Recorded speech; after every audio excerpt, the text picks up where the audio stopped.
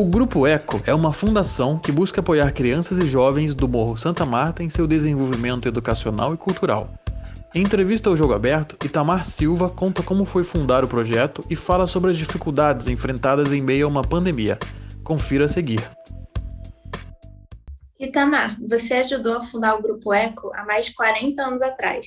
O que mudou com a chegada da pandemia? Olha, durante a pandemia, com a chegada da pandemia, muita coisa mudou. A vida ficou paralisada.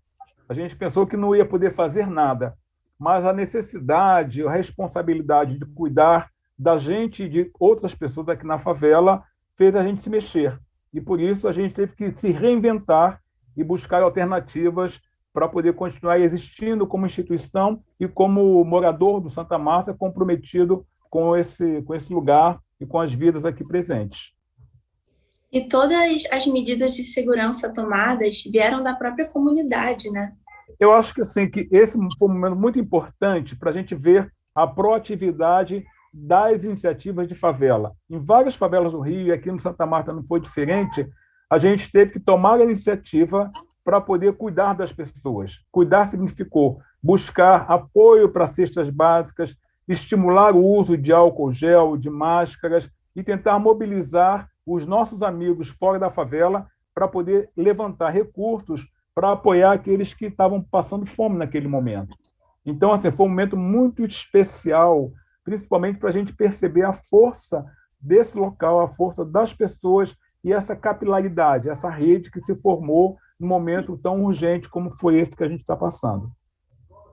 Foi um momento de união, né? Em que a comunidade toda realmente se uniu e até pessoas de fora, né? Porque vocês conseguiram, de maneira individual, sem a ajuda do Estado, né? Alimentar 55 famílias em 9 meses. Isso é um número, assim, impressionante.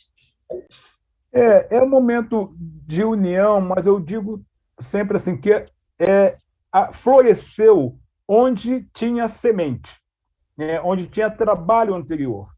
E é muito importante a gente falar isso porque nas favelas, espalhadas por todas as favelas, existem muitos trabalhos, muitas iniciativas, muitos coletivos que vêm fazendo trabalhos há muito tempo. E essa resposta tão imediata que apareceu na pandemia, nessa ausência do poder público, do Estado de uma forma geral, ela foi possível porque esses trabalhos já pré-existiam, né? Então, foi muito fácil assim, a gente conseguir mobilizar as redes externas da favela, a rede interna da própria favela, porque a gente já estava fazendo trabalho, a gente já estava reunido de alguma forma, atuando nesses territórios. E você acredita que essas novas medidas tomadas dizem mais respeito ao vírus ou ao descaso do poder público? Olha, Maria, eu acho que essas iniciativas elas falam um pouco do potencial desses territórios, não é? Na verdade, não existe mágica. A gente tem uma realidade, no Rio de Janeiro, principalmente, em que as favelas, eu costumo dizer que é uma síntese das desigualdades que a gente tem espalhado pelo país. Então, nessa perspectiva, você tem problemas, mas também tem possibilidades. Então, o que esse momento está revelando, né, em vários espaços, é esse potencial, essa capacidade organizativa que existe nas favelas.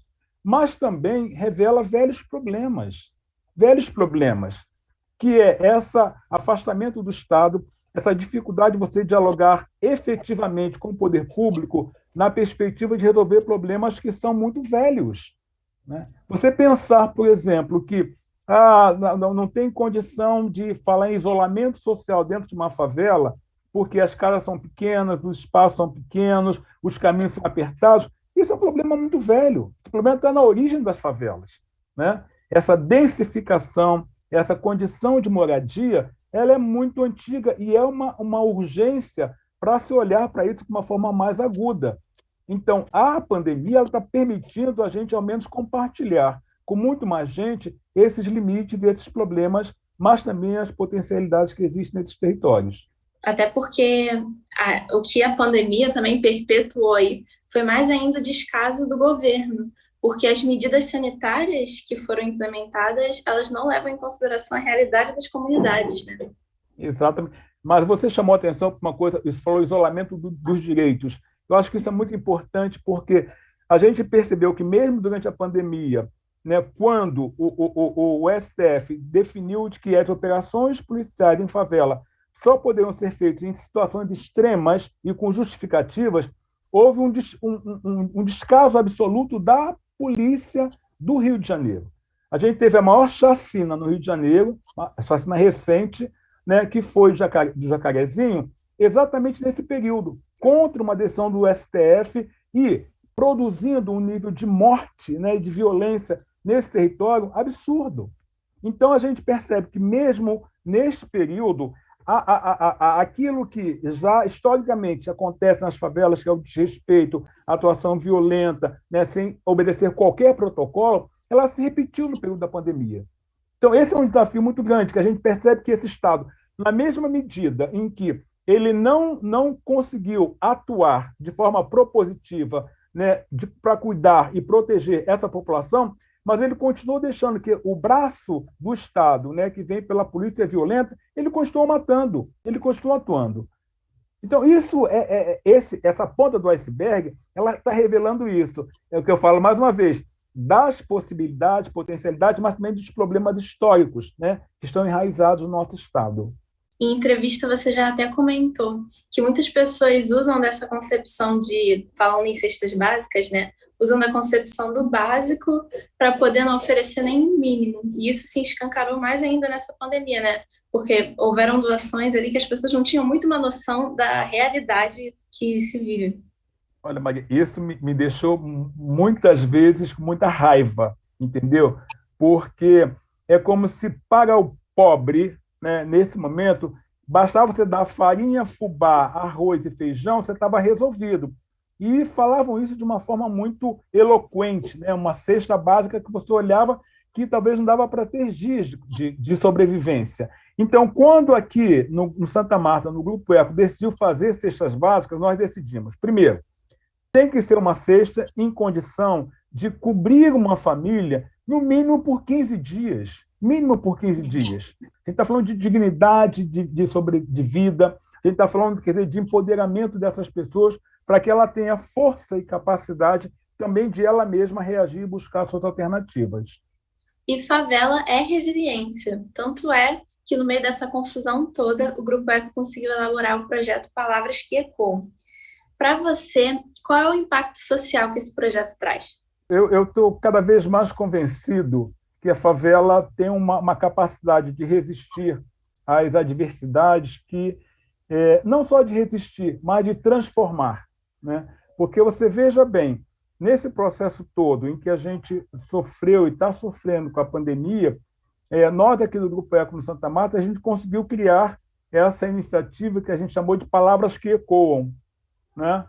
E aí é uma iniciativa super bonita, porque é a possibilidade de levar livros para as crianças, levar histórias para as crianças, fazê-las dialogar com autores infantis. Então, claro que isso só foi possível porque nós temos uma longa história de colônia de férias. Aqui nós temos 42 anos de colônia de férias para as crianças, que a gente não conseguiu realizar este ano. E nesse período conturbado, a gente saiu pela tangente. E é uma tangente muito especial, né, que foi criar uma rede de crianças que acessaram autores que elas não conheciam, e disso a gente pensar, né, sobre novas possibilidades de olhar para frente, novas possibilidades de se conectar com histórias, com o imaginário. E isso está sendo muito, muito importante para nós do Grupo Eco, e eu acho que para as crianças também. Foi uma proposta que teve um acolhimento super, super legal, né, das próprias crianças, mas também dos responsáveis, que ficaram encantados quando a gente chegou, bateu na porta com um kit, que era uma sacola, um livro, uma cartinha, né, presenteando aquele livro, e 5 máscaras para os adultos. Então, assim, a gente tem que bater palmas, né, um pouco dessa capacidade que tem esses territórios de inventar coisas, de se recriar nas adversidades. Realmente, porque vocês, levando livros às crianças, vocês permitem com que elas escrevam suas próprias histórias também, né? Acho que essa é a coisa mais linda do projeto. Muito bacana, muito bacana. E a gente está conseguindo, ela começou a receber o retorno de algumas cartas, né? De algumas crianças que leram histórias e estão devolvendo para a gente, dizendo se gostaram, se não gostaram, o que aquilo provocou nelas. Isso é uma coisa muito simples, né? São frases, né? É um obrigado, mas é tão bacana você ver essa reação e essa possibilidade que a gente tem de se aproximar mesmo nesse momento de isolamento. Então, É genuíno, né? é bacana, bacana. Bom, Itamar, foi um prazer ter você aqui no Jogo Aberto de hoje. Você que encabeça esse projeto junto com outras pessoas, tão necessário, ainda mais nos dias de hoje. Você quer deixar as redes sociais do Grupo Eco para o pessoal acompanhar? Você procura Grupo Eco, né? Certamente no Instagram, eu acho que é @Grupo Eco. Bom, pessoal, esse foi o Jogo Aberto de hoje. Eu espero que vocês tenham gostado. E não esqueçam de acompanhar a TV Uva também nas redes sociais e aqui no YouTube. Até a próxima!